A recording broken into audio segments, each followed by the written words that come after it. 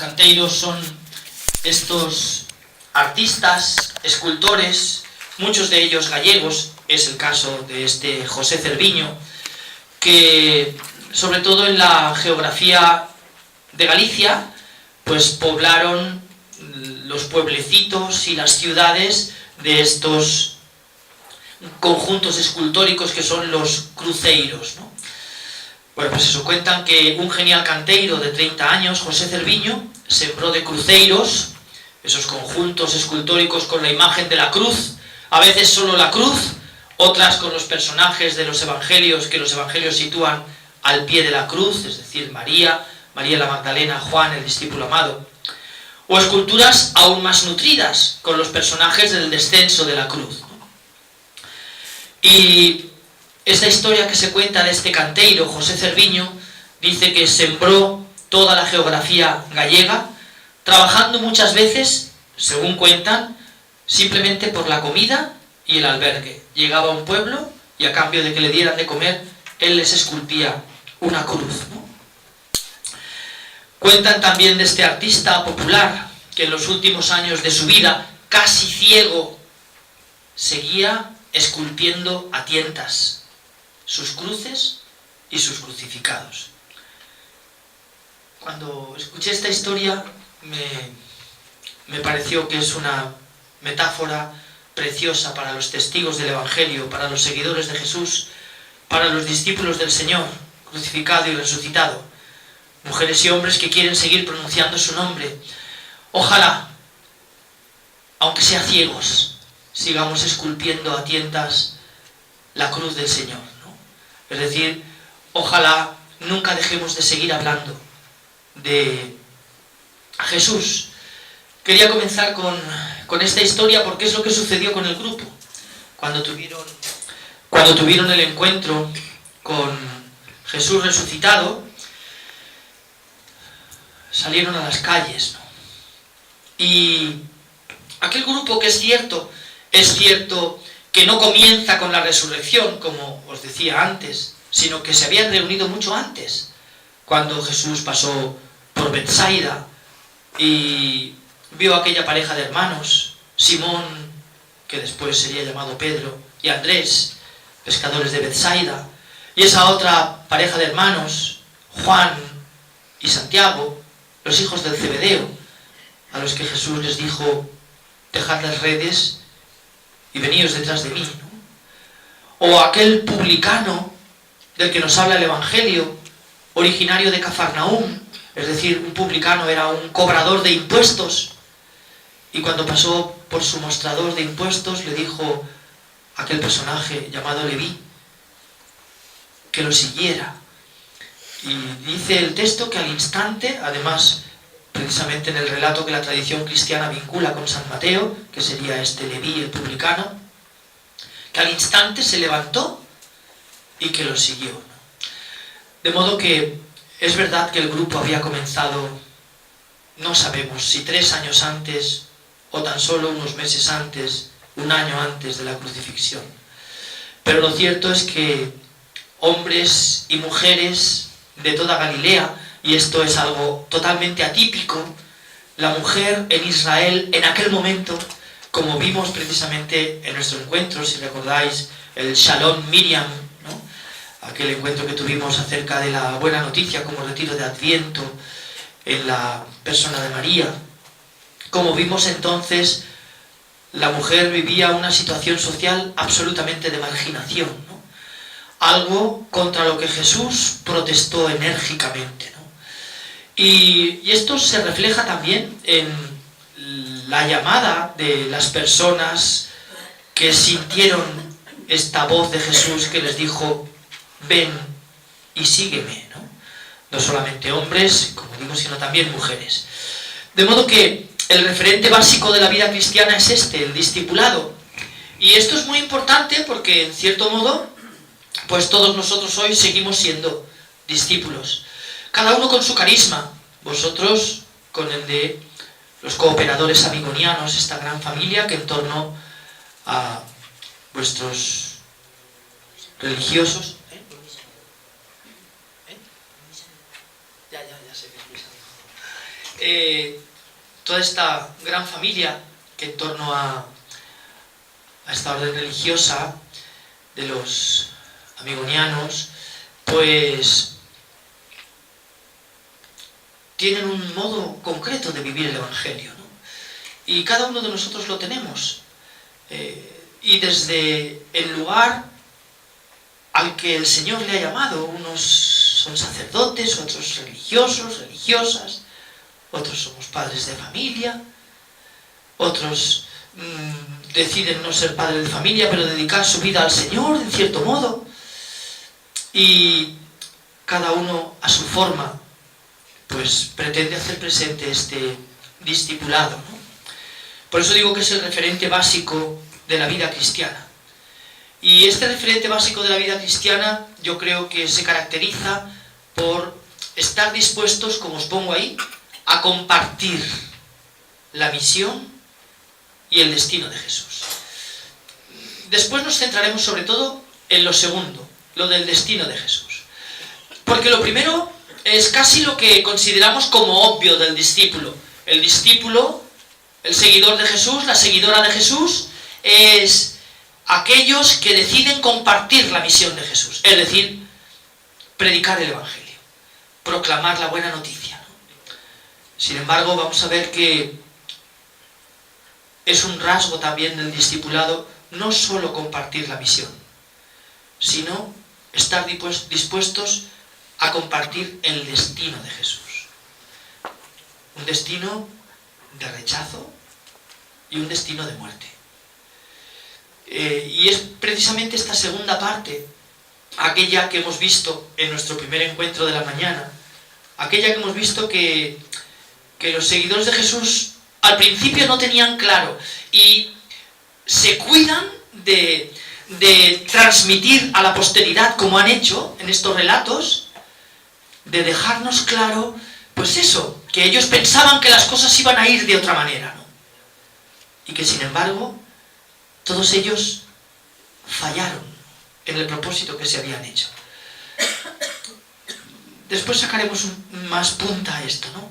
Pero me parece importante, sobre todo para darnos cuenta de que, y esto especialmente en el tiempo litúrgico en el que estamos, el de la Cuaresma, el de la preparación hacia la Pascua, el de la preparación a ser de nuevo hombres y mujeres resucitados por el encuentro con el Señor a una vida nueva, pues el que sepamos que en estos tiempos fuertes que la Iglesia nos propone, como es la Cuaresma, que recuerda precisamente estos 40 días de Jesús en el desierto, y estos 40 años de Israel en el desierto, en donde se hicieron presente estas tentaciones de las que después vamos a hablar, ¿no? Y digo que el hecho de que ni Pedro ni los demás escondieran su negación, su miedo, su huida, su encerrarse, nos transmite que siempre podemos volver a empezar de nuevo, ¿no?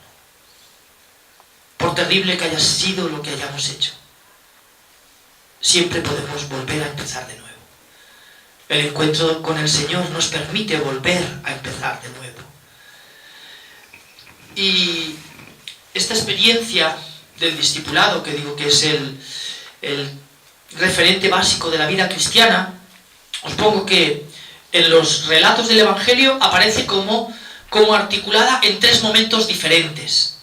El momento de la llamada, el primero, el momento del seguimiento, el segundo, y el momento de la misión. No podemos detenernos demasiado en esto, pero simplemente unos rasgos para ilustrar un poquitín lo que nos encontramos en multitud de textos que habría, probablemente necesitaríamos bastantes más sábados para cada uno de esos 3 momentos, el de la llamada, el del seguimiento y el de la misión, desgranarlos y exprimirlos leyendo los textos de los evangelios, ¿no? Hay algunas características que se dan en todas las llamadas que aparecen, en todas las llamadas de personas y que encontraríamos también en el Antiguo Testamento.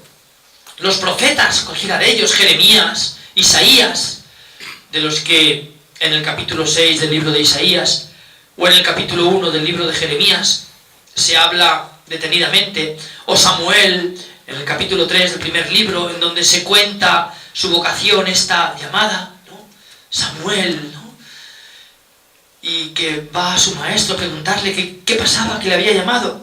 Bueno, unos rasgos que podríamos, y esto nos llevaría más lejos aún, y más sábados que necesitaríamos, ¿no?, para ver cómo estos rasgos de la llamada los encontramos también en el Antiguo Testamento, en aquellos personajes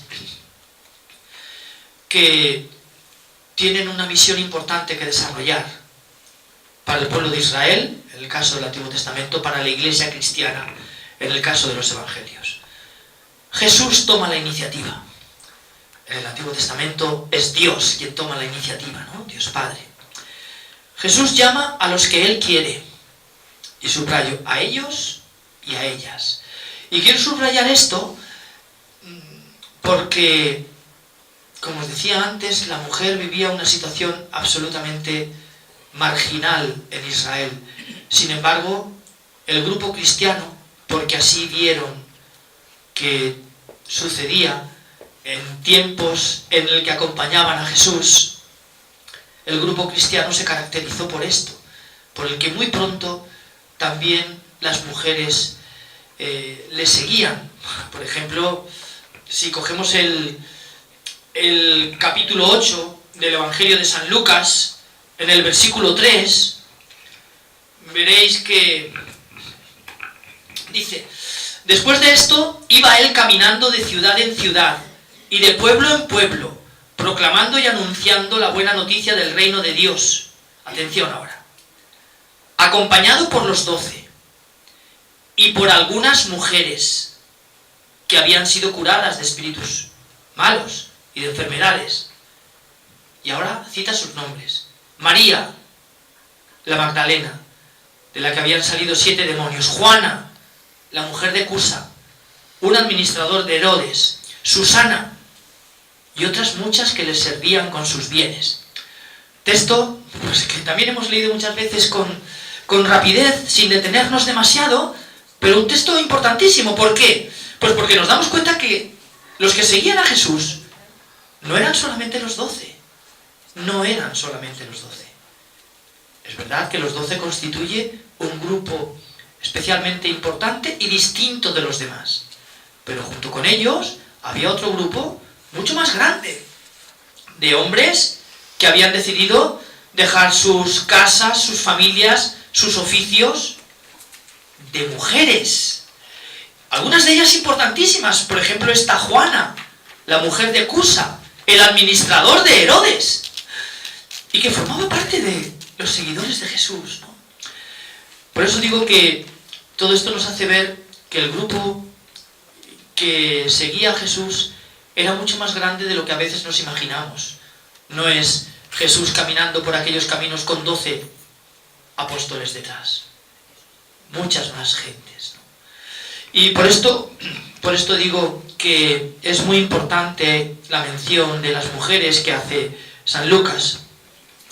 Un tercer rasgo, les exige un cambio radical de vida. Es cierto que no a todos. Por ejemplo, entre los seguidores de Jesús hemos visto todo este grupo que viaja, es decir, un grupo que se convierte en itinerante, un grupo que decide abandonar sus hogares, sus ciudades, sus familias, sus trabajos.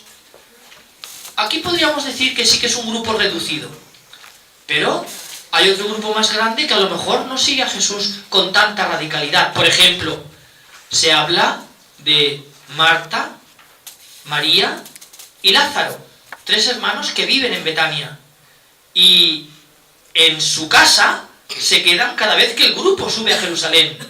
Me imagino que no podrían hospedar a todos, aunque quisieran, pero ¿qué nos muestra esto por otro lado? Pues que había otro tipo de seguidores de Jesús, de discípulos, que por ejemplo estaban siguiendo la proclamación del Evangelio que Jesús anunciaba desde sus casas, como esta familia de hermanos.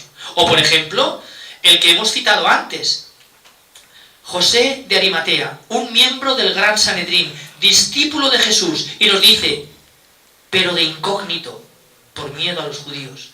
Bueno, nos habla incluso de otros seguidores de Jesús que no solamente no habían abandonado sus quehaceres, como este que era miembro del, hoy llamaríamos del Consejo de Ministros, ¿no? José de Arimatea, y que era en realidad seguidor de Jesús, ¿no? De modo que no a todos se les exigía ese cambio radical de vida, pero bueno, esto nos llevaría, ya digo, mucho tiempo detenernos para explicarlo, ¿no?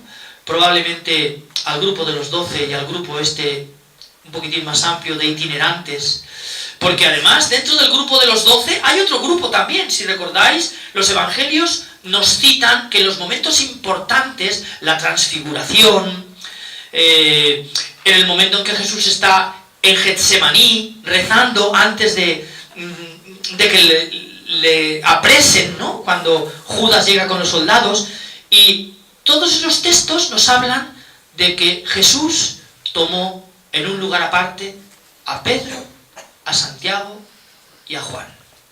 Es decir, nos vamos encontrando con que en el grupo tenemos muchos grupitos, ¿vale? El grupo grande, enorme, de mucha gente, de hombres y mujeres, el grupo de los 12, dentro del grupo de los 12, Pedro, Santiago y Juan, y dentro de estos tres, Simón Pedro. No sé qué estoy tocando.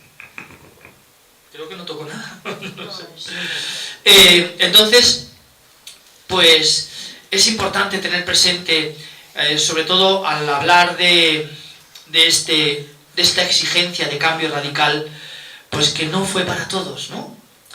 La llamada tiene un doble objetivo, os pongo ahí: el seguimiento, que implica una estrecha relación con Jesús, y colaborar con su misión.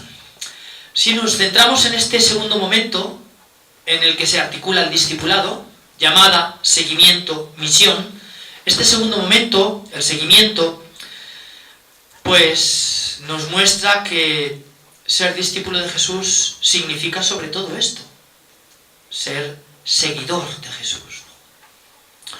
Y supone también al menos 4 rasgos importantes. Seguir los pasos de Jesús, ir detrás de Él, ¿no? Asumir un estilo de vida itinerante. ¿Y qué significa esto? Pues un poco la inseguridad, ¿no?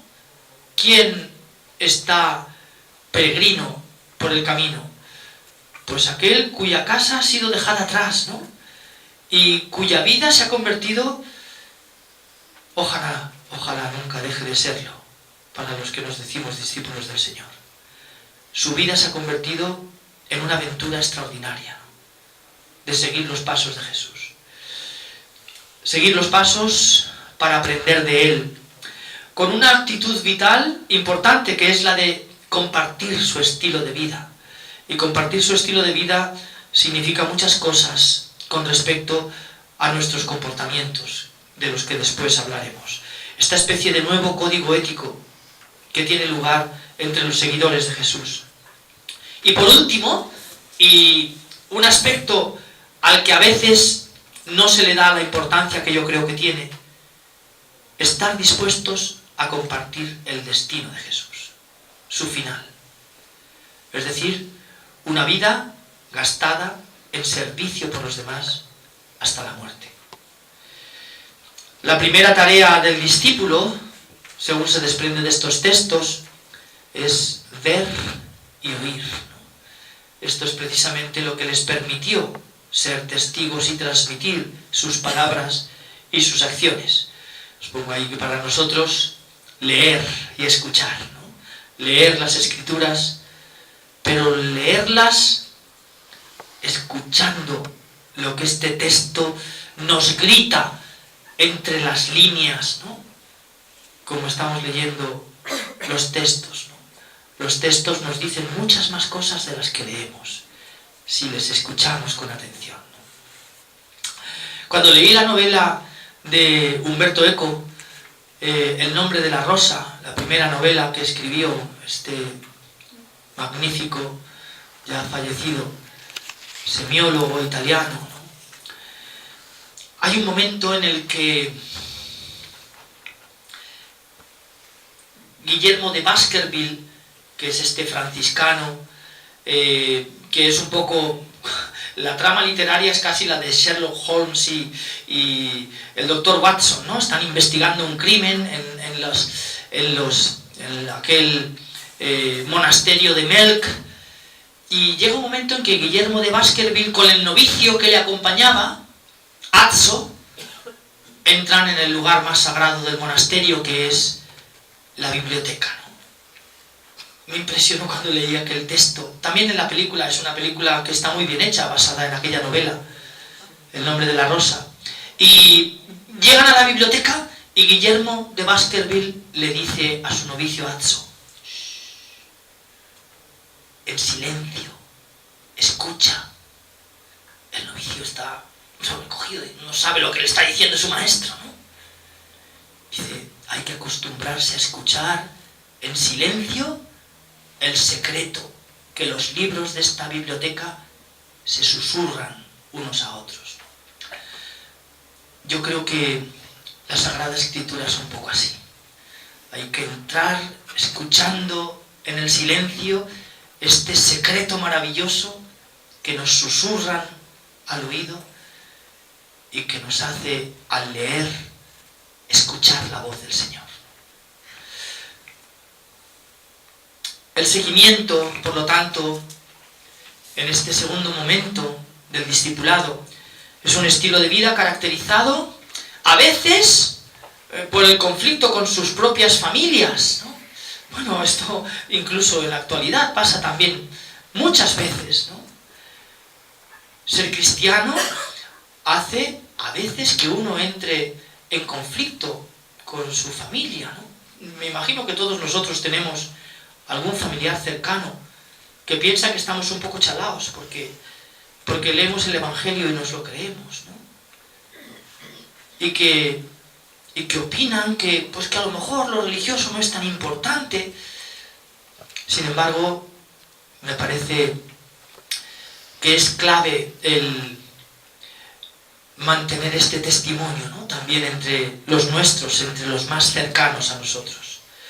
Un estilo de vida itinerante. Evidentemente aquí la itinerancia podemos asumirla en diferentes grados, ¿no? Las comidas con pecadores que tienen lugar en la vida de Jesús. Se trata de quedarnos con el gesto. ¿Qué supuso aquello? Un escándalo absoluto. ¿Por qué? Pues porque un judío solamente podía sentarse a la mesa con determinadas personas y con otras en absoluto. Con otras estaba absolutamente prohibido. En cambio Jesús nos muestra como uno de esos gestos que llamaron poderosamente la atención de su comportamiento, estos gestos de comer con pecadores, ¿no? Como aquel jefe de publicanos del capítulo 19 del Evangelio de San Lucas, Zaqueo, ¿no? Pequeñito, que se subió a un árbol, aquel sicómoro, para ver a Jesús que llegaba a su pueblo, Jericó.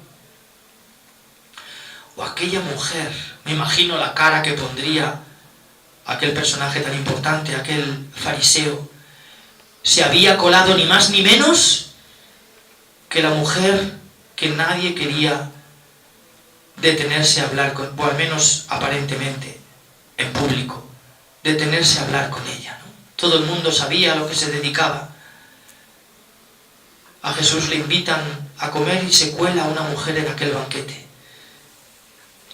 Nadie se atreve a decir lo que están pensando. Todos ellos, nos dice el evangelista, estaban pensando, si este fuera un verdadero profeta, si este fuera de verdad un profeta, sabría quién es la mujer que está acariciando sus pies.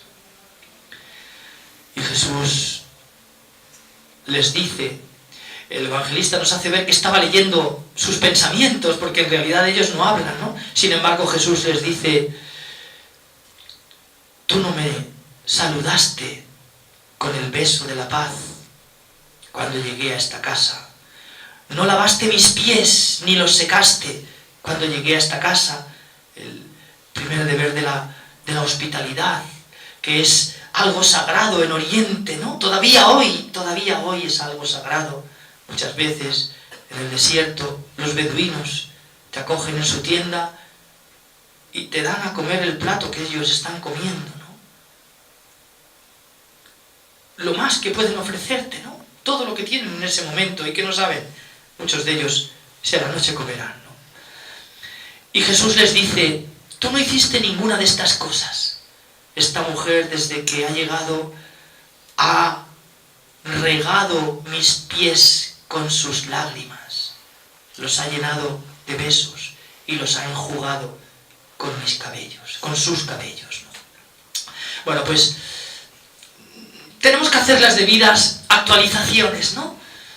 Pero este comer con los pecadores, es decir, este parar nuestros relojes y detenernos con quien tal vez jamás nos detendríamos. Esto forma parte también de este ser seguidor de Jesús. Compartir su destino, un destino de rechazo y de muerte. En el Evangelio aparece muchas veces precisamente en ese relato de Getsemaní. Si recordáis, durante la cena les dice, ¿estáis dispuestos a beber el cáliz que yo he de beber? ¿De qué está hablándoles? ¿Si estaban dispuestos a que cuando pasara la copa bebieran en la última cena? ¿O está hablando de ese otro cáliz con el que Jesús reza, Padre, si es posible, aparta de mí este cáliz, pero que no se haga mi voluntad sino la tuya?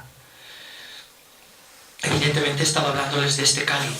¿Ese cáliz cuál es? El cáliz de su pasión, el cáliz de su muerte, ¿no? Y esa es la pregunta que Jesús les hace a sus discípulos. ¿Estáis dispuestos a beber el cáliz que yo he de beber? Una exhortación a hacerse servidor, a tomar la cruz, a perder la propia vida, entregando la vida por los demás. Es decir, una vida que se convierte en cuerpo que se entrega y en sangre que se derrama.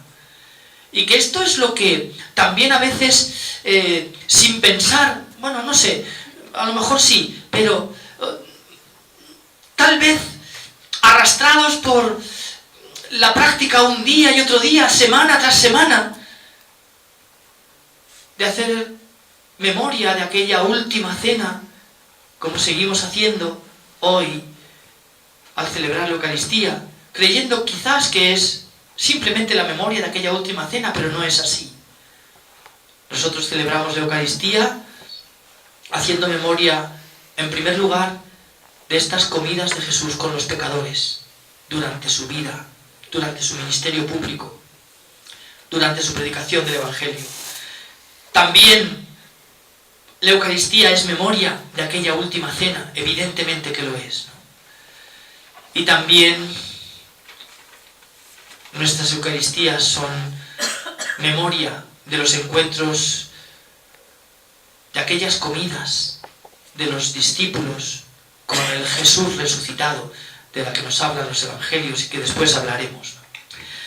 De modo que todo esto se convierte en esa vida entregada y una sangre derramada, ¿no? El tercer momento del discipulado del que hablábamos es la misión, una tarea urgente, proclamar la buena noticia de que las promesas de Dios se han empezado a cumplir ya. El reino de Dios se ha hecho presente, ¿no?, con la llegada de Jesús.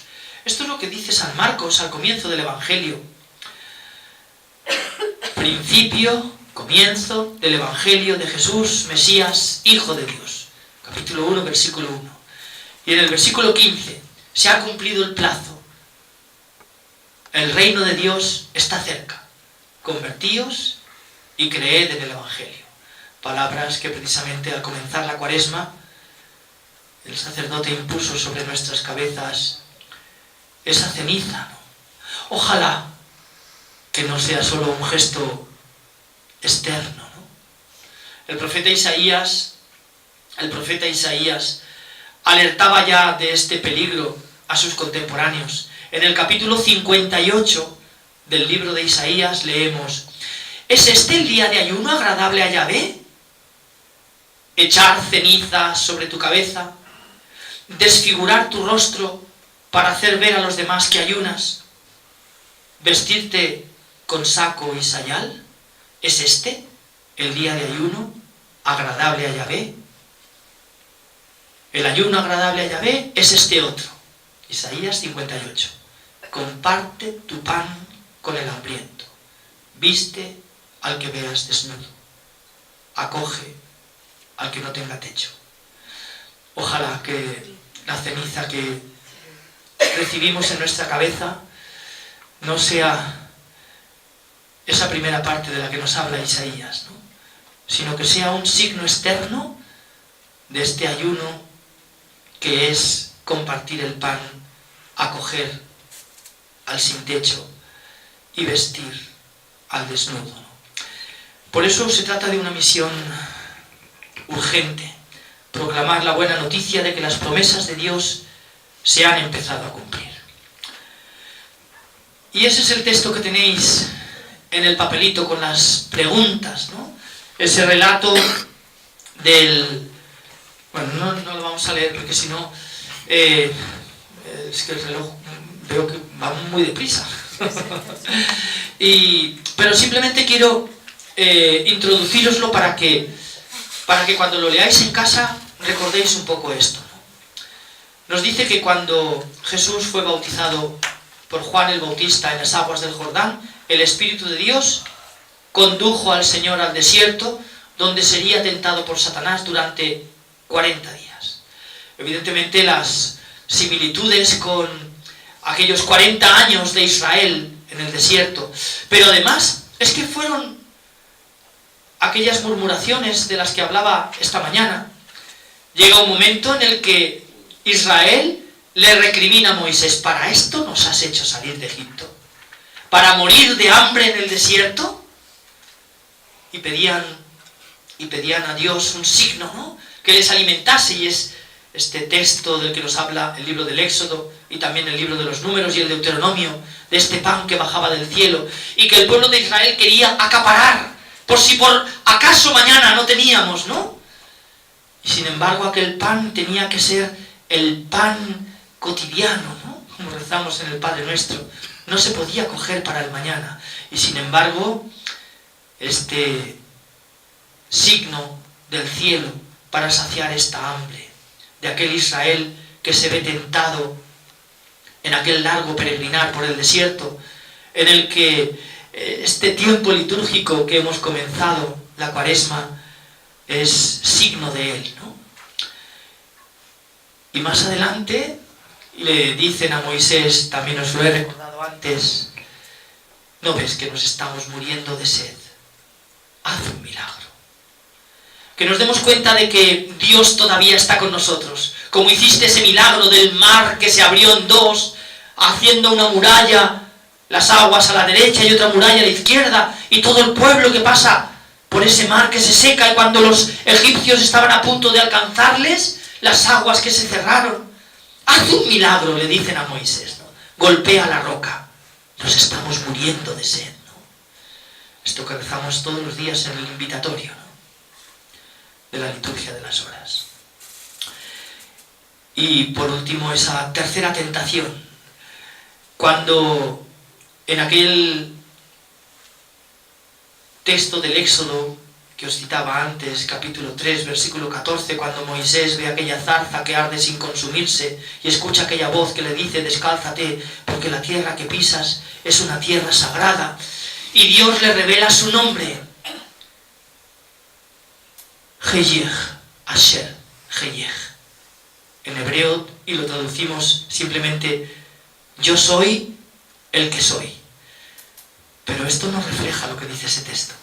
Ese texto habría que traducirlo: yo soy el que soy, yo soy el que fui, yo soy el que seré, yo soy el que siempre estuvo contigo, yo soy el que ahora está contigo, yo soy el que siempre estará contigo para salvarte. Es decir, ¿qué contenía estas tres palabras hebreas? Un misterio inabarcable, pasado, presente y futuro. Por esto el israelita no podía pronunciar ni siquiera el nombre de Dios, ¿no? Y por eso los israelitas quieren tocar a Dios, ¿no? Y se hacen este becerro, este ídolo de oro, ¿no?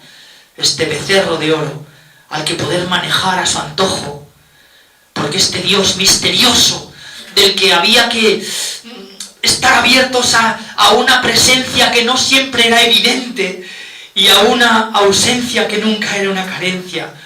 Estoy traduciendo otro término que me viene a la cabeza, ¿no? La Shekinah. Esta tienda de la que se habla, la tienda del encuentro, una palabra hebrea, Shekinah, que si la tradujéramos sería una suma de contrarios. Dios está presente y ausente. Esta sería la traducción, ¿no? Pero Dios está presente con una presencia que no es evidente, con una presencia que no todos los ojos son capaces de advertirla. Y a la vez, Dios está ausente, pero con una ausencia que no es una carencia, que no es algo que no tienes, que no es algo que te falta, es algo que sencillamente no logras descubrir, ¿no? Como a veces nos pasa en la vida, que nos pasan cosas y miramos a nuestro alrededor y parece como si Dios se hubiera esfumado de nuestra vida, ¿no? Y uno con angustia empieza a mirar alrededor sin ser capaz de descubrir. Luego, cuando pasa esto, te das cuenta de que aquellas pisadas, como las que quedan en la arena, habían estado siempre a tu lado, ¿no? Y no te habías dado cuenta de que Dios estaba contigo. Pues llega un momento en Israel en el que el pueblo de Israel quiere aferrarse a Dios, verlo, tocarlo, manejarlo, ¿no? Y se hace este becerro de oro. Bueno, es entonces cuando podemos comprender lo que nos cuenta aquí San Mateo. Nos dice que Jesús fue llevado al desierto y después de 40 días Jesús sintió hambre. Y Satanás le dice, no se lo dice con estas palabras, pero vamos a simplificar un poco para entendernos. No eres el Hijo de Dios, no eres el Hijo de Dios. ¿No tienes hambre? Haz que estas piedras se conviertan en pan. Y es entonces cuando les responde esto que os he puesto aquí. Deuteronomio, capítulo 8, versículo 3. No solo de pan vive el hombre, sino de toda palabra que sale de la boca de Dios. Y continúa este Satanás tratando de tentar al Señor, ¿no? Y le dice que lo llevó a un lugar muy alto, al pináculo del templo. Y le dijo, tírate, haz un milagro. ¿No quieres mostrarle a todos que tú eres el Mesías? Haz un milagro.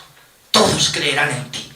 Es casi como lo de Moisés y el pueblo. Haz un milagro, golpea la roca, danos de beber. Haz un milagro, que veamos que Dios está con nosotros, ¿no? Satanás le dice, tírate. Dios no dejará que tu cabeza se estrelle contra las rocas. Mandará legiones de ángeles y tu cabeza no se estrellará contra las rocas, ¿no? Y la tercera tentación, cuando dice que lo condujo a un monte muy alto, este monte que cuando vamos los peregrinos allí en Jericó, le llamamos así precisamente el monte de la tentación. Sí, un monte muy alto, allí hay incluso un monasterio en la actualidad, un monasterio griego ortodoxo.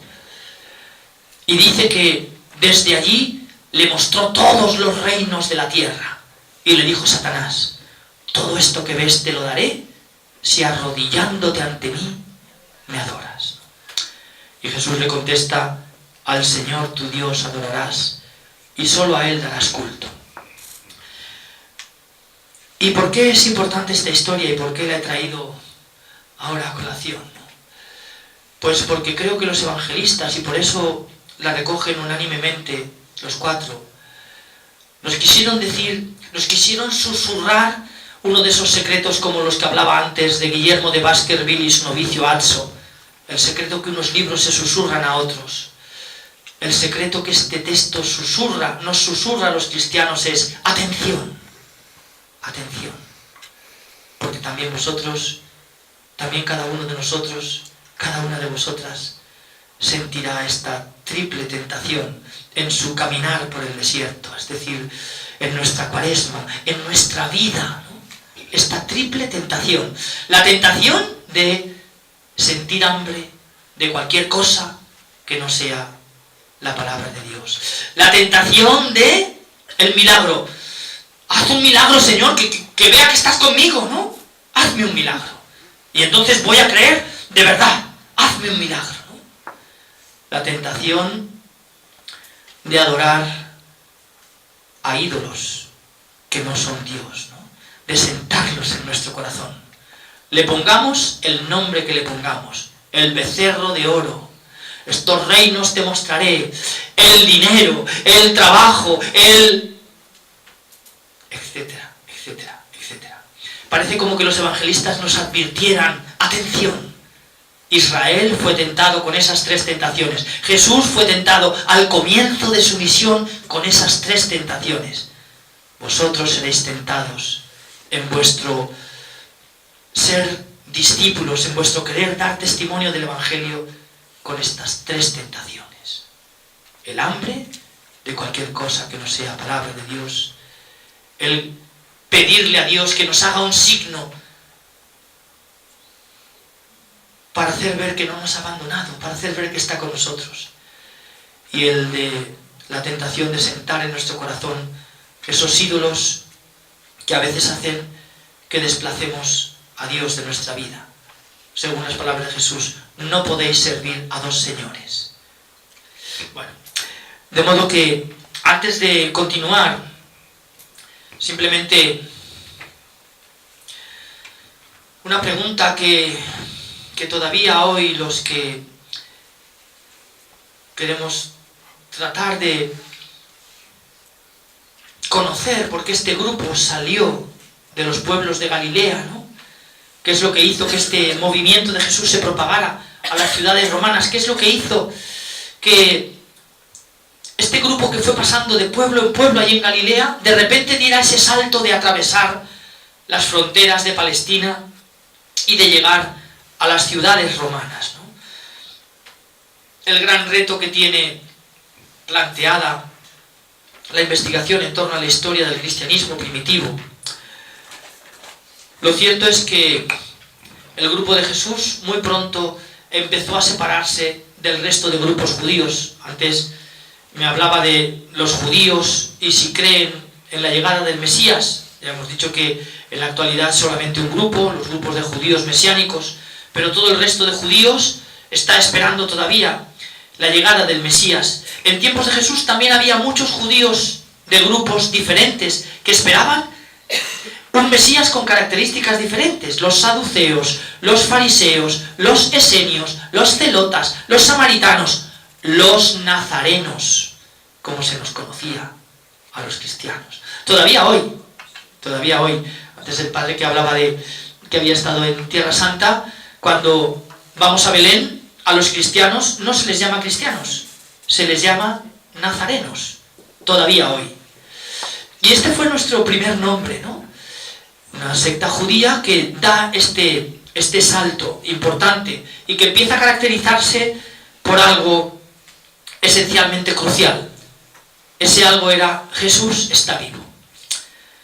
Jesús, afirmaron aquel día primero de la semana, había resucitado de entre los muertos.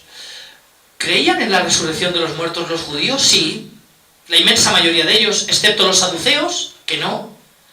Todos los demás creían en ella. Fariseos, esenios, celotas, samaritanos, nazarenos, los seguidores de Jesús. ¿Pero en qué resurrección de los muertos creían?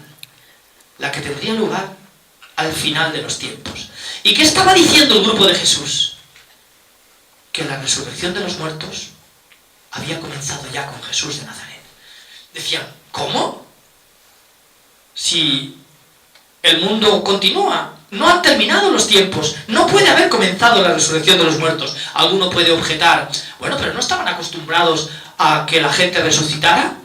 Afortunadamente, las últimas traducciones, cuando habla de esos textos, el hijo de la viuda de Naín, la hija de Jairo, Lázaro, el amigo de Jesús, ya no utilizamos la palabra resurrección para hablar de ellos, sino resucitación, revivificación.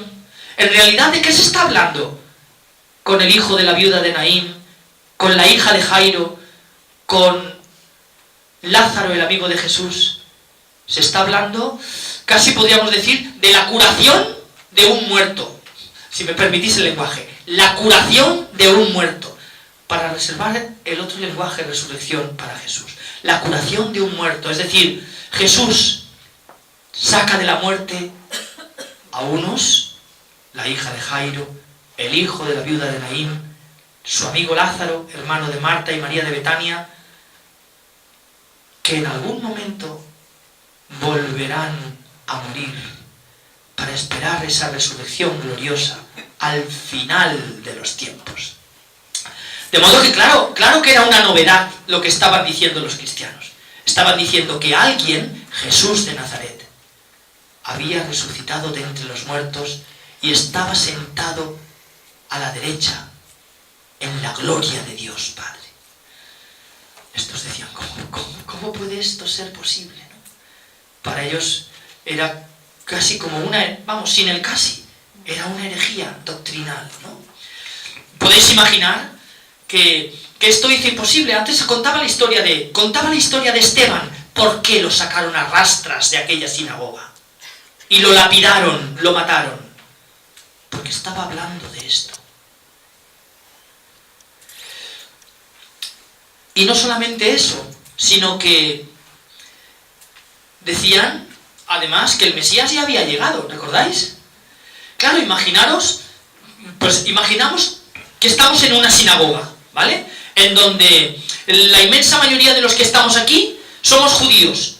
Y 4 o 5 son judíos nazarenos. La inmensa mayoría de los que estamos aquí creemos que el Mesías tiene que venir. Y 4 o 5 dicen, no, el Mesías ya ha llegado. Y ahora démosle vueltas a quién confiesan como el Mesías que ha llegado. ¿A alguien a quien las autoridades religiosas del pueblo de Israel, el sumo sacerdote, el consejo de ancianos, los escribas y los fariseos, los saduceos, habían dicho, es un falso profeta, entreguémoslo a Poncio Pilato, que lo ejecute en una cruz, y que había muerto en una cruz? Deuteronomio capítulo 21, versículo 23, maldito el que cuelga del madero.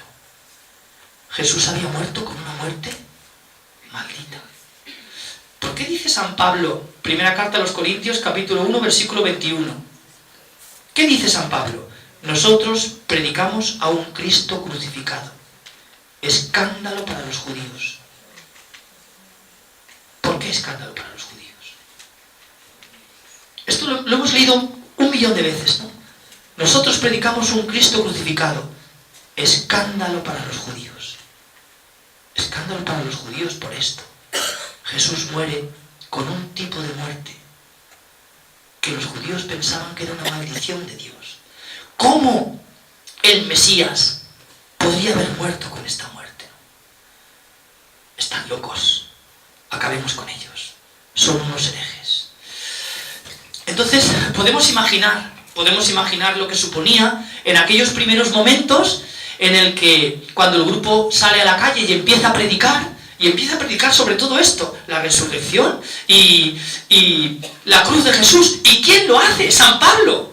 ¿Qué decía antes de San Pablo? Aquel judío fariseo fanático que quería borrarlos del mapa, aquellos hombres y mujeres. ¿Y por qué quería borrarlos del mapa? Porque eran unos herejes, pensaba él. ¿Cómo el Mesías va a haber muerto en una cruz si la cruz es una muerte maldita? ¿Cómo el Mesías va a haber resucitado de entre los muertos si esto tendrá lugar al final de los tiempos? ¿Y qué dijo después San Pablo? Primera carta a los Corintios, capítulo 15. Después de contar ese credo del que hemos hablado antes, capítulo 15, versículos del 3 al 8, ¿no? Os transmito, hermanos, lo que yo a mi vez recibí, que Cristo el Señor murió por nuestros pecados, que resucitó al tercer día. Y luego continúa todo el capítulo 15 sobre esto, ¿no? Ha llegado a mis oídos que muchos de vosotros andan diciendo que los muertos no resucitan. Bueno, pues sabed que si los muertos no resucitan, tampoco Cristo ha resucitado. Y si Cristo no ha resucitado, vana es nuestra predicación y vana es también nuestra fe. Por un lado, la resurrección, que él quiso perseguir y se convierte en la primera bandera que va a abanderar. Y la segunda cuestión, la muerte en cruz. Y San Pablo se convierte en el gran heraldo de esta teología de la cruz, ¿no? El gran anunciador de esta teología de la cruz. Nosotros predicamos un Cristo crucificado, escándalo para los judíos. Y continúa, necedad para los gentiles, pero para nosotros la gloria. Claro, y esto muestra este primer choque frontal, ¿no? Este choque de trenes que tuvo lugar en ese momento y que hizo que el pueblo de Israel fuera por un lado y aquel grupo que había surgido del pueblo de Israel, estos judíos nazarenos que habían seguido a Jesús desde Nazaret de Galilea hasta Jerusalén y que salieron a las calles a gritar que Jesús estaba vivo y empezaron a señalarse y a diferenciarse cada vez más y más. Se dio esta ruptura entre la sinagoga y la iglesia, esta ruptura entre el resto de grupos judíos y los cristianos. Es decir, se pasó de el evangelio de, como os pongo ahí arriba, en mayúsculas, en negrito y en letra más grande, ¿no? Del evangelio de Jesús, es decir, el evangelio de Jesús, porque era el que predicaba Jesús, esta buena noticia en torno a Dios, este nuevo rostro de Dios del que Jesús hablaba. ¿Cuándo este evangelio de Jesús se convirtió en el evangelio sobre Jesús? Es decir, la iglesia no se limitó simplemente a repetir lo que Jesús había dicho, sino que hizo de Jesús el centro de su mensaje, ¿no? Jesús, la teología a veces lo dice, lo expresa diciendo que el predicador, Jesús, que predicaba, el predicador se convirtió en el predicado. El que predicaba se convirtió en el contenido del mensaje, ¿no? Hay un libro de un judío, Shalom Ben Jorim, un libro escribe sobre Jesús con un título muy atrayente, Nuestro hermano Jesús, un judío que escribe sobre Jesús. Y en el prólogo del libro nos dice, judíos y cristianos somos casi iguales. Judíos y cristianos creemos casi lo mismo. Está hablando irónicamente, pero no irónicamente con desprecio, porque vuelvo a decir que se trata de un libro precioso, como podemos intuir por el título. Shalom Ben Jorim dice, judíos y cristianos somos casi iguales. Creemos casi lo mismo. Dice, a los judíos y a los cristianos nos une y nos separa una preposición. No son estas dos con las que yo juego aquí. Él dice, a los judíos y a los cristianos nos une la fe de Jesús. Es decir, tenemos la misma fe que tenía Jesús. Pero a los cristianos y a los judíos nos separa la fe en Jesús. Los cristianos creéis en Jesús como el Hijo de Dios. Bueno, esto es el prólogo de... Pero lo cierto es que esto se dio también en aquel momento, ¿no? Comienza un nuevo culto litúrgico. Voy a ir más deprisa porque si no, no vamos a terminar. Un nuevo culto litúrgico que se desprende de un nuevo código ético. Un nuevo culto litúrgico centrado en tres momentos que os he puesto ahí. El bautismo, como signo de pertenencia y adhesión al grupo. ¿Solamente el grupo de Jesús bautizaba? Pues no. Había muchos grupos, por ejemplo, tenemos a este Juan el Bautista, que bautizó incluso a Jesús, ¿no? Y bautizaba a mucha gente predicando un bautismo de conversión. Pero aquí hay algo muy distinto de lo que va a suceder después. Por ejemplo, además, sabemos que había otro grupo judío, el que habitó este monasterio que hoy visitamos en Qumran, a orillas del Mar Muerto, al lado de la ciudad de Jericó, en donde aquellos judíos esenios se habían retirado al desierto para hacer una vida penitencial, copiando las escrituras sagradas, viviendo austeramente, alimentándose austeramente y haciendo estos ritos que repetían cada día este gesto bautismal de purificación. Pero aquí estamos ante otra cosa diferente. Era un gesto de incorporación al grupo, de asumir la vida de Jesús y la muerte de Jesús, como dice muy bien San Pablo en el capítulo 6 de la carta a los Romanos, ¿no? Que hemos muerto y resucitado con Cristo a través de nuestro bautismo. Un momento tan importante que, por ejemplo, cuando los catecúmenos en aquellos primeros momentos de aquellas primeras comunidades llegaban al momento de recitar el Padre Nuestro, que veis que está ahí señalado y que veremos ahora después, eran invitados a salir de la asamblea, porque si no estaban bautizados, todavía no podían pronunciar aquellas palabras, no podían comprometerse con ese compromiso del que habla esta oración que Jesús enseñó a sus discípulos. El segundo rasgo, además del bautismo, la cena del Señor.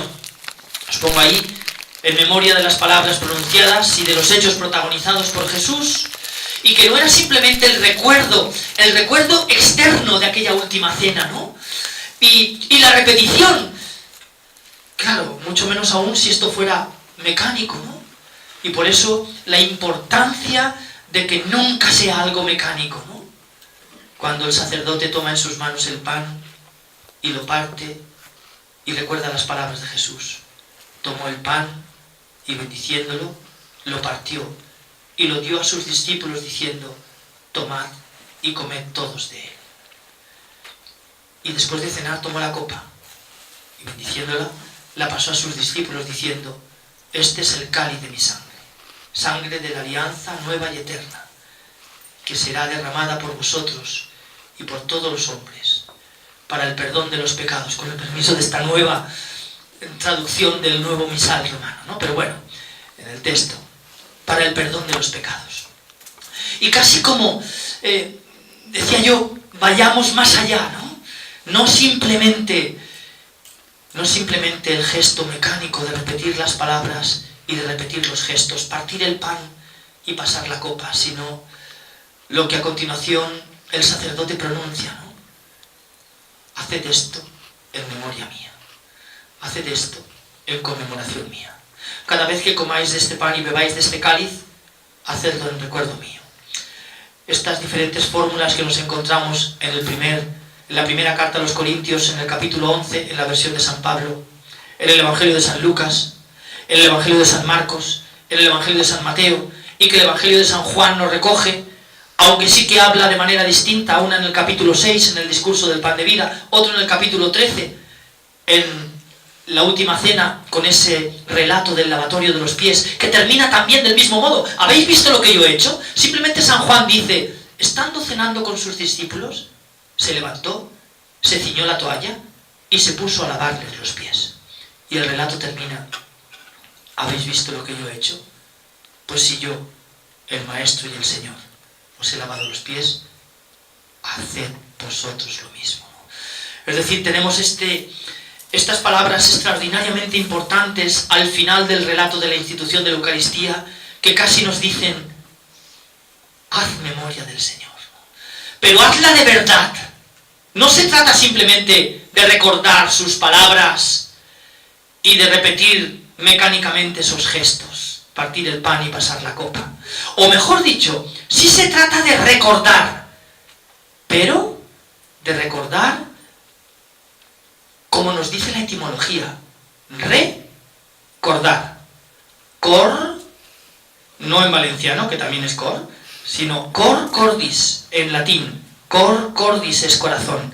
Y de ahí viene en castellano recordar, hacer de nuevo presente en el corazón.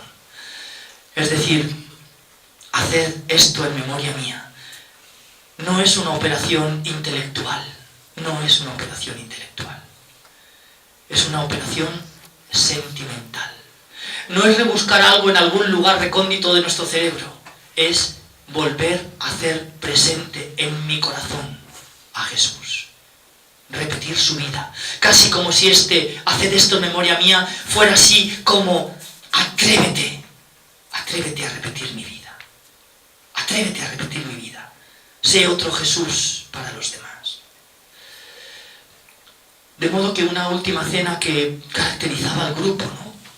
Y por último, esa oración, la del Padre Nuestro, aprendida de labios de Jesús. Aquel grupo hacía muchas cosas con el resto de judíos. Iba a la sinagoga, ya lo vimos, pobre Esteban, ¿no?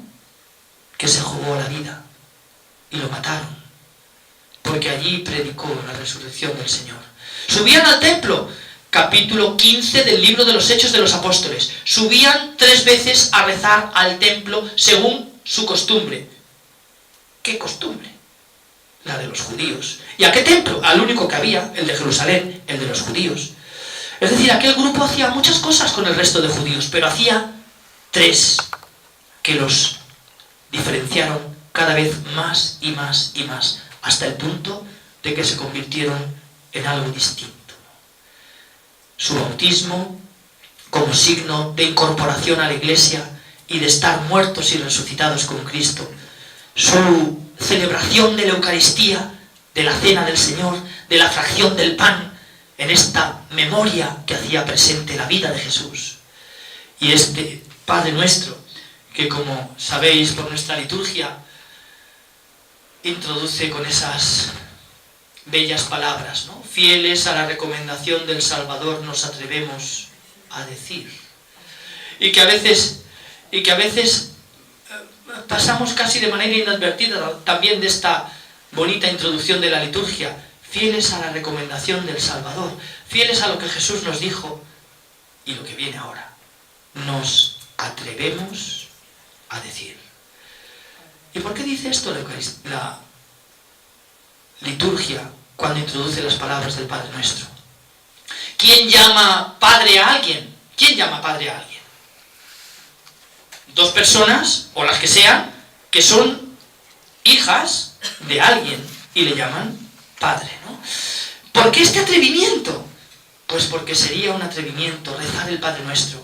Sería un atrevimiento, una osadía, rezar el Padre Nuestro, si yo no estoy dispuesto a vivir como hermano del que tengo al lado, que pronuncia las mismas palabras que yo. Padre Nuestro. Por eso los catecúmenos eran sacados fuera en este momento.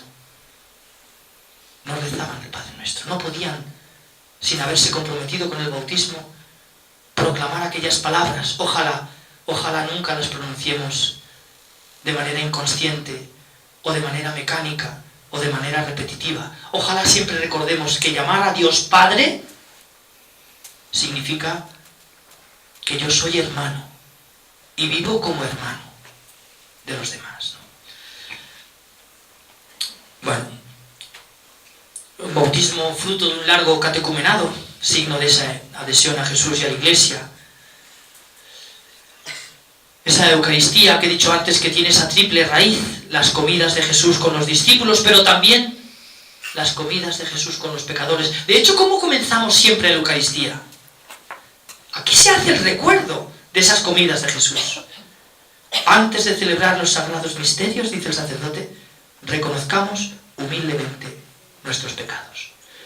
En ese momento, la celebración de la Eucaristía recuerda las comidas de Jesús con los pecadores, porque todos nosotros, todas vosotras, somos pecadores que nos acercamos a celebrar esta celebración para que se nos abran los ojos, ¿no? Y para repetir en nuestros corazones la vida de Jesús. Y esas comidas de Jesús con el Señor resucitado, como memorial, decía, de su cuerpo entregado y de su sangre derramada para el perdón de los pecados. Bueno, iluso de mí y creyendo que las horas son más largas de lo que son, me había puesto aquí el texto de San Mateo, el texto de San Lucas. Ninguno de los dos son los que rezamos. El que rezamos es este otro, que no está en el Nuevo Testamento, que sin embargo está en un escrito importantísimo, tan importante que la liturgia de las horas, en esa hora canónica que se llama el oficio de lecturas, muchas veces en esa lectura larga nos pone textos de este libro increíblemente importante, contemporáneo del Evangelio de San Lucas, y que durante algunos años en algunas comunidades de Oriente, esas 7 iglesias del Apocalipsis, formaba parte del Nuevo Testamento, ¿no? Padre nuestro que estás en los cielos, bueno, es el mismo texto que nosotros rezamos, que termina diciendo, así orad 3 veces al día. Este mandato de la Didache, ¿qué continuamos haciendo? Claro, continuamos haciendo en los laudes, por la mañana, que terminan con esta oración del Padre Nuestro, casi, en la Eucaristía, si la celebramos todos los días, que rezamos el Padre Nuestro, y en las vísperas, que de nuevo volvemos a rezar el Padre Nuestro. Y siguiendo con esta práctica que desde finales del siglo I los cristianos han realizado, de rezar 3 veces al día, esta oración que los judíos tenían otra, que el grupo de Jesús sustituye por estas palabras que Jesús pronunció. Un nuevo código ético que se desprende del Sermón de la Montaña, el sermón que se abre con las bienaventuranzas. Estamos en el capítulo 5, versículos del 1 al 12 del Evangelio de San Mateo. Ahí empiezan las bienaventuranzas, ¿no? Dichosos los que eligen ser pobres, porque ellos tienen a Dios por Rey. Alguna traducción traduce de esta manera tan bonita ese texto griego, ¿no?, al que estamos habituados. Bienaventurados los pobres de espíritu, porque de ellos es el reino de los cielos. Y que la Biblia del Peregrino traduce con esas bonitas palabras que traducen muy bien el griego que está debajo, ¿no? Dichosos los que eligen ser pobres. Dichosos los que eligen ser pobres, porque ellos tienen a Dios por Rey. En su vida reina Dios, ¿no? Bienaventuranzas, es curioso, todas en futuro, excepto la primera y la última. La de dichosos los pobres, porque de ellos es el reino de los cielos, porque ellos tienen a Dios por Rey. Y dichosos los perseguidos por la justicia, no como a los que persigue la justicia por ahí, ¿no?, y que hay unos por un sitio, otros por otro, en Suiza, otros en... No se refiere a esto el Evangelio, no se refiere a esta justicia, a la justicia de vivir el Evangelio, ¿no?, a los que son perseguidos porque viven el Evangelio. Y estas dos bienaventuranzas están expresadas en presente. Ellos ya tienen el reino de Dios. Dios ya reina en su corazón. Todas las demás están en futuro. Dichosos los que tienen hambre, porque ellos serán saciados. Dichosos los que tienen sed, porque ellos... Dichosos los que... Dichosos vosotros cuando os maldigan y os persigan.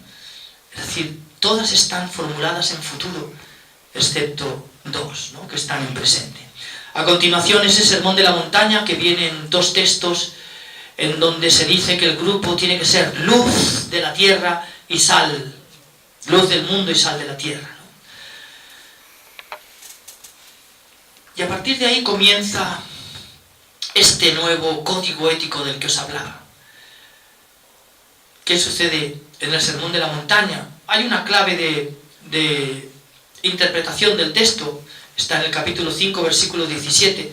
No he venido a abolir la ley, sino a llevar la ley a su plenitud, a llevar la ley a su cumplimiento. Y a partir de ahí nos encontramos con toda una serie de lo que se llaman antítesis, ¿vale? Es decir, Jesús cita un texto en el que recoge las palabras de Moisés. Vamos a darle una vuelta más de tuerca. El Deuteronomio, este libro del que ya hemos citado las palabras de Jesús con las tentaciones, en el capítulo 34, que es el último, cuando muere Moisés, termina con una especie de epitafio que dice: y no hay, ni hubo jamás, ni habrá nunca un profeta mayor que Moisés. Así termina el libro del Deuteronomio. En un Targum se especifica y se comenta este texto en arameo. El texto hebreo del Deuteronomio se comenta en un texto en arameo, que es este del Targum, y en donde dice: y aquel profeta que se arrogue el derecho de cambiar la más mínima yod de la ley. La yod es la letra más pequeñita del alfabeto hebreo, que a veces traducimos aquel profeta que se arrogue el derecho de cambiar la más mínima coma, ese profeta será reo de muerte. Terminamos las bienaventuranzas, terminamos ese fragmento de los discípulos como sal y luz del mundo, y ahora a continuación, capítulo 5, versículo 20. Habéis oído que se dijo a los antiguos, es decir, habéis oído que Moisés dijo. Es decir, habéis oído que la Torá, que la ley dice. Es decir, habéis oído que los mandamientos y que Dios dijo: no matarás, y el que mate será reo de juicio. Pues yo os digo. Un texto que nosotros estamos acostumbrados también a leer, ¿no?, desde la óptica solo cristiana. Pero ¿cómo escucharía esto un judío? ¿Cómo escucharía esto un judío que sabía lo de Moisés? No habrá un profeta nunca, jamás capaz de contradecir a Moisés. Y aquel que lo haga, tendrá que morir. ¿Cómo escucharía esto un judío? Pero no solamente está ahí, versículo 21. Habéis oído que se dijo a los antiguos: no matarás, pues yo os digo. Versículo 27. Habéis oído que se dijo: no cometerás adulterio, pues yo os digo. Versículo 31. Habéis oído que se dijo: el que repudia a su mujer, que le dé acta de repudio, pues yo os digo. Versículo 33. También habéis oído que se dijo a los antiguos: no jurarás en falso y cumplirás tus juramentos al Señor, pues yo os digo. Versículo 38. Habéis oído que se dijo: ojo por ojo, diente por diente, pues yo os digo. Versículo 43. Habéis oído que se dijo: amarás a tu prójimo y aborrecerás a tu enemigo, pues yo os digo. Claro, cuando uno lo lee se da cuenta de que Jesús no estaba contradiciendo la ley. Sin embargo, ¿cómo lo escuchaban unos oídos radicales, ¿no?, que dicen: no, es que no puedes cambiar nada, no puedes decir nada, no puedes contradecir, ¿no? ¿Cómo lo escucharon? Pues evidentemente creyeron que estaba cambiando la ley de Moisés. Este es un falso profeta, este tiene que morir. Pero ¿qué les estaba diciendo en cambio? Habéis oído que se dijo: no matarás, pues yo os digo. ¿Y qué les dice Jesús? ¿Les dice acaso: ya podéis matar? Evidentemente que no. ¿Qué les dice Jesús? Habéis oído que se dijo: no matarás, pues yo os digo, aquel que llame idiota a su hermano ya ha cometido un homicidio en su corazón. ¿Qué está diciéndoles? Atención, porque hay muchos modos de matar. Modos tan sutiles que no creéis que estáis matando a alguien. Porque matar no es solo clavarle un puñal a alguien, o cortarle la cabeza, o crucificarle, o asaetearle con flechas, o prender fuego a su cuerpo. Se puede matar con la boca. Eso le está diciendo Jesús. Jesús le está diciendo: aquel que llame idiota a su hermano. Es decir, atención, porque a veces con nuestra boca podemos hacer que nuestras palabras sean más hirientes que los clavos de una cruz, o que la hoja de un puñal, o que la hoja de un hacha que corte la cabeza. Y vosotros que os creéis a salvo porque no hacéis ninguna de estas cosas: clavar un puñal, cortar con el hacha o prenderle fuego a alguien. A lo mejor creéis que no estáis matando cuando os inventáis una historia acerca de alguien y acabáis con su vida. Esto les estaba diciendo Jesús. Habéis oído que se dijo: no cometerás adulterio, pues yo os digo. ¿Y qué les dice Jesús? ¿Podéis cometer adulterio? No, todo lo contrario. ¿Qué les dice Jesús? Aquel que mire a una mujer casada, deseándola en su corazón, ya ha cometido adulterio. ¿Qué les estaba? Y esta es la clave para entender. Es la clave para entender las dos posturas, ¿no? La de la interpretación de la ley de Jesús, que evidentemente no estaba cambiando la ley, sino que estaba diciéndoles: atención, atención, porque creéis que estáis cumpliendo la ley, pero no lo estáis haciendo. Por eso Jesús les dijo que es el final de este sermón. Si cuando vayas a presentar tu ofrenda ante el altar te das cuenta de que estás enemistado con tu hermano, vete a tu casa. ¿A qué vas a la iglesia si no te hablas con tu padre desde hace 50 años? ¿A qué vas? Entonces, claro, pero ¿cómo la escuchaba un judío? ¿Cómo la escuchaba un judío? Nadie puede cambiar las palabras de Moisés. ¿Qué ha hecho Jesús? Ha cambiado las palabras de Moisés. ¿Qué más pruebas? Eso dijo el Sanedrín. ¿Qué más pruebas necesitamos? Ha blasfemado. Acabemos con él. Leamos el capítulo 11 del Evangelio de San Juan. Allí, en este escenario donde hablábamos antes, en aquel patio, en donde en la actualidad hay un gallo en una columna, ¿no? San Pedro en Gallicantu, en aquel escenario, el sumo sacerdote Caifás aquel año les dice a todos los miembros del Sanedrín: es preferible que uno muera por todos. Es preferible que uno muera por el pueblo. No vaya a ser que los romanos se enojen contra nosotros y nos destruyan nuestro lugar sagrado. Y ahí se ve toda esta confabulación que se urde contra Jesús, ¿no? Es decir, ahí os pongo que hay 6 antítesis, estas que os he leído, que muestran cómo hay que buscar en la ley la expresión de la voluntad de Dios, pero yendo más allá de la letra de la ley. Más allá de la letra de la ley.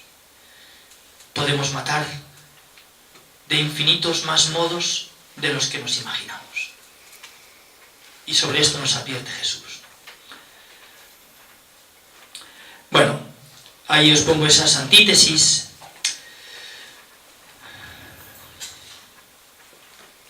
La primera concierne a la relación con nuestro prójimo. El 5.º mandamiento se puede matar con una palabra, ¿no? La segunda y tercera interpreta las relaciones hombre-mujer a la luz de la fraternidad y condena hasta los deseos de adulterio y de divorcio, ¿no? También lo hemos leído. La cuarta concierne a la relación con Dios y condena al juramento. No juráis ni por el cielo ni por la tierra, ¿no? Juramento privado porque es expresión de desconfianza en Dios. Y la quinta y la sexta que se refieren al comportamiento con los enemigos. De modo que la primera, nuestro prójimo y la muerte. Segunda y tercera, relaciones hombre-mujer. La cuarta, el juramento. La quinta y la sexta, el prójimo, ¿no? Y los enemigos. Anulando la ley del talión. Habéis oído que se dijo ojo por ojo y diente por diente. Y ya esto era ya esto fue un adelanto. Esto estaba en el código de Hammurabi. Y ya fue un adelanto, porque nadie podía tener una sanción más grande que la del delito que había cometido. Es decir, a alguien que robaba no se le podía matar por haber robado. Eso significaba el ojo por ojo y diente por diente. Si tú robas, te cortarán la mano, pero no te quitarán la vida.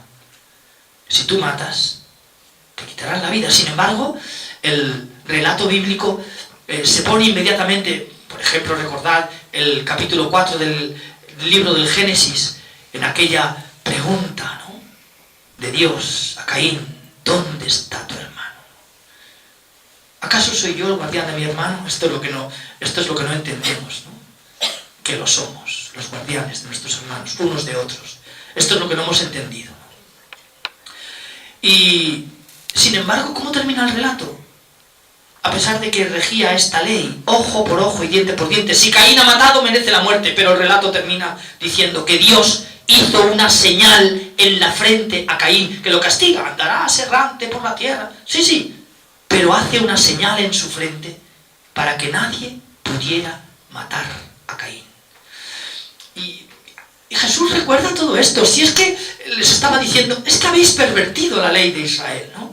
No digamos ya con lo del amor, la del amor al prójimo, ¿no? ¿Cómo lo convierte Jesús el amor al prójimo? Pues esto que os pongo aquí.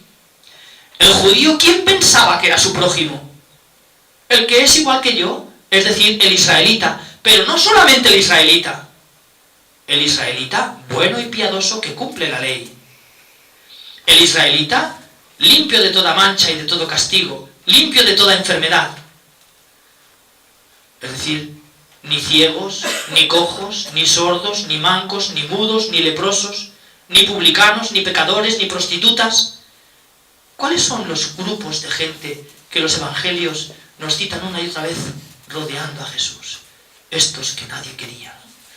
De modo que, ¿quién es mi prójimo? Pues en primer lugar el pecador, dice Jesús, a diferencia de lo que decían estos grupos.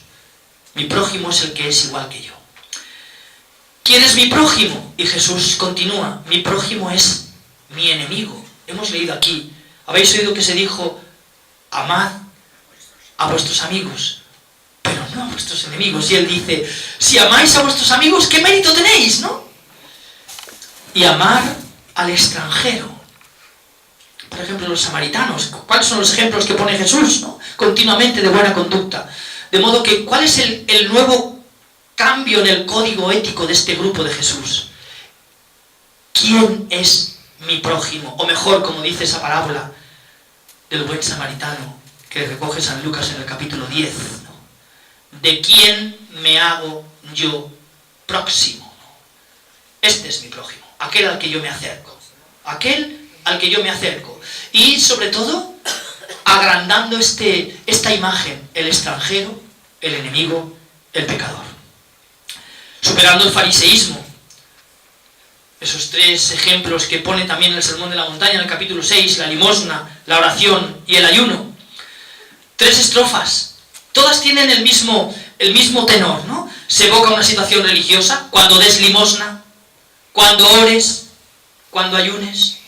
Después se da un mandato, que no sepa tu mano izquierda lo que hace tu derecha. Entra en tu habitación, cierra la puerta, perfúmate la cabeza, lávate la cara. Recordad, ayuno, limosna. Se subraya la intención, que tu limosna quede en secreto.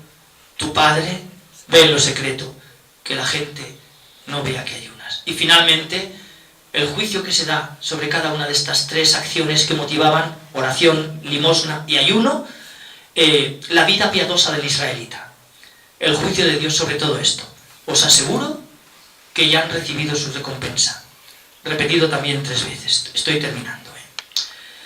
Es decir, el problema no es el ayuno, la limosna o la oración. Tampoco en este tiempo especial en el que la Iglesia nos propone especialmente estas cosas, ¿no? El problema no es esto, sino el no hacerlo con el corazón, ¿no? El hacer estas cosas simplemente tranquilizando la conciencia, ¿no? ¿Por qué tú y tus discípulos no ayunan?, le dicen a Jesús, como el Bautista.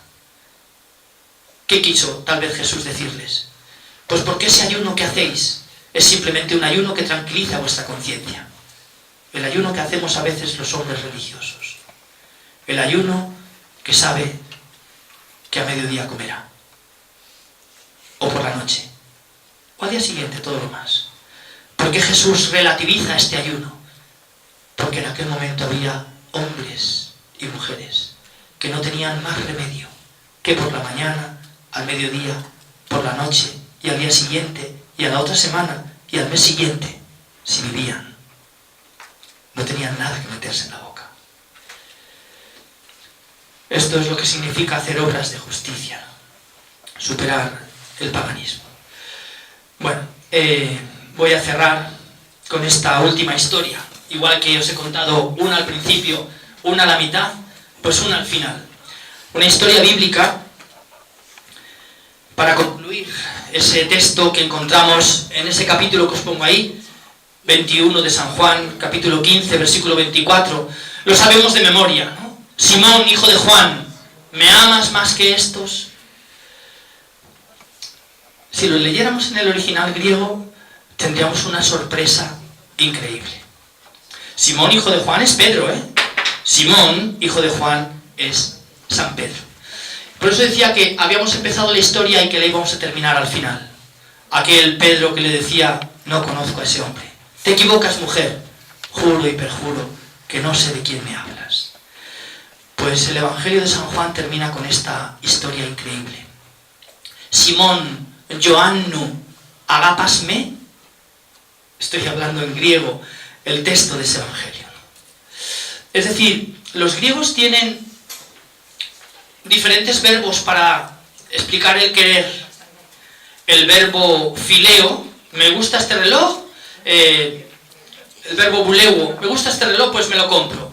O el verbo erao, que es un querer físico, de donde vienen términos en castellano como erótico, erotismo, ¿vale? Un querer físico. No utiliza este texto de San Juan ni el uno ni el otro. No utiliza ni el querer de querer algo y conseguirlo, ni el querer físico. Pero utiliza los otros dos. El verbo fileo, que significa ser amigo de alguien. Pero en cualquier caso, un querer que no es perfecto. Un querer que te puede traicionar.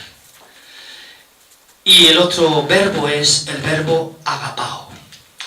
Jesús pregunta en este texto a Pedro siempre con el verbo agapao. Simón, Joannu, agapasme, que podríamos traducir Simón, el de Juan, Simón, hijo de Juan, ¿me amas por encima de tu vida? ¿Me amarás siempre? ¿Jamás me traicionarás? Y Pedro le responde, Nai Kyrie, sí, Señor, Fileo se. No le dice agapose. Yo creo que si este texto lo hubiéramos encontrado cuando San Pedro decía aquello de aunque los demás te abandonen, yo nunca te dejaré. Yo creo que si Jesús le hubiera preguntado entonces, Pedro le hubiera dicho Nai Kyrie, sí, Señor, agapose, te amo por encima de tu vida, de mi vida, jamás te traicionaré. Pero el texto parece decirnos entre líneas, ante las preguntas de Jesús, Simón, Joannu, agapasme, Simón, el de Juan, ¿me amas por encima de tu vida? Nai Kyrie, sí, Señor, Fileose, te quiero, soy tu amigo, pero te he traicionado, te he traicionado. He hecho lo que jamás creí que haría, negarte delante de todo, y 3 veces, y en público, y volverte a negar, y volverte a negar. Y de nuevo la misma pregunta, Simón, Joannu, agapasme, Simón, hijo de Juan, ¿me amas por encima de tu vida? Y de nuevo Simón Pedro que le contesta, Nai Kyrie, Fileose, sí, Señor, te quiero, pero solo te quiero, porque te he negado, te he traicionado. Y aquí viene la clave del texto. En la tercera pregunta, Jesús cambia el verbo y le dice, Simón, Joannu, Fileisme, Simón, hijo de Juan, ya sé que me has traicionado, ya sé que me has negado. Me conformo con que seas mi amigo, me conformo con que me quieras de esa manera imperfecta con la que queréis los hombres, que a veces traicionáis lo más sagrado que os proponéis. Me conformo con que seas mi amigo. Bueno, voy a dejar el griego. Y continúa el texto diciendo, se entristeció Pedro de que por tercera vez el Señor volviera a preguntarle lo mismo. Y le dijo Jesús, cuando eras joven, tú mismo te ceñías, es decir, algo así como, cuando eras joven tú te atabas los cordones de tus zapatos, o tú te abrochabas el cinturón de tu pantalón, ¿no? Cuando seas viejo, otro te ceñirá. Atención a lo que dice ahora, y te conducirá hasta donde tú no quieras ir. Y dice, y extendiendo los brazos, ¿qué imagen es esta? Extendiendo los brazos, y por si hubiera alguna duda, dice San Juan, decía esto mostrando el tipo de muerte con el que Pedro daría gloria a Dios. Bueno, pues nada más. Yo creo que este texto nos muestra la otra cara de la moneda, ¿no? Esta redención absoluta de Simón Pedro, que, como sabéis, fue crucificado, cabeza abajo, ¿no? No quería tener el honor de morir como había muerto su maestro. Y pidió que de acuerdo que lo crucificaran, pero cabeza abajo, ¿no? Bueno, terminamos aquí.